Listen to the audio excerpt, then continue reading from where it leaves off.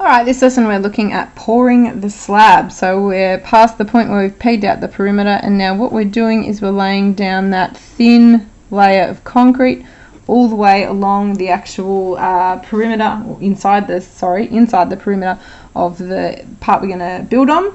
And what I want you to remember here is that the height, or I also might say depth, of these footings is always going to be 0.1 meters, which is 10 centimeters. Okay, so 10 centimeters isn't very high, but that's how high off the ground our slab is going to be as a foundation. Now there's two parts to this. There's the volume and then there's the cost. Now finding the volume can be done in a couple of different ways. So the first way I'm going to show you is to find the area first and then find the volume. And then the second way, we can just go straight to volume, right? Two different ways.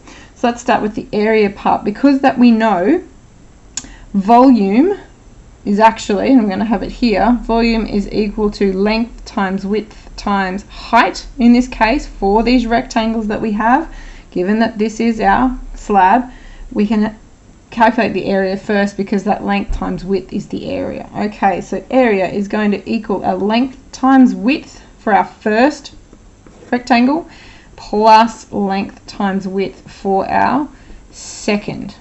Right, so length times width, first of all, we've got 20 by 5 plus 6 times 5. Right, 20 by 5 is 100 plus 6 by 5, which is 30, which is 130 square meters. We are talking now in square units, and all of these are meters, so square meters. Once we then get to the volume part, okay, I'm going to take it down here. Volume is equal to area times by the height or the depth, whatever you see it written as.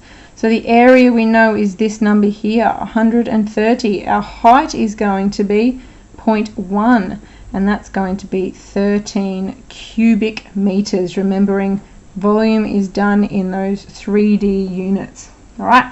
So that's if you want to do the two steps, because you want to look for the area first and then make it 3D. So 2D then 3D.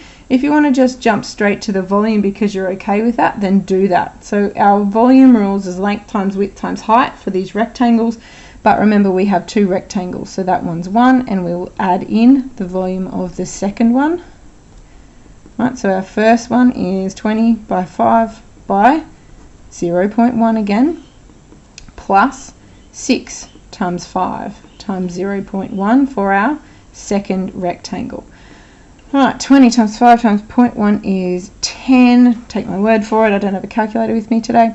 And our 6 times 5 is 30 times 0.1 is 3. So we are still going to end up with 13 cubic meters. We're going to get the same answer regardless of which way we go. So you've got to figure out, can I solve area first and then jump to volume, or will I do it in one big step if I remember that formula? Alright, the cost. So usually you'll be given, if concrete costs, let's go with $70 per cubic meter this time, which is probably a little bit cheap, I don't know. Alright, so cost in dollars is going to equal the volume of concrete we have used multiplied by the price per cubic meters. And remember, our volume is also in cubic meters. So our total volume was 13 cubic meters multiplied by our $70. And again, trust me, I used a calculator for this one. But $910 for the whole cost of the concrete for this slab here. Now, sometimes your slabs are going to be nice, simple. They just might be one rectangle. Sometimes they will be composite shapes. Sometimes they might not even be rectangles. So that's when we have to remember all of our area rules. So you might have a circle where the area equals pi r squared.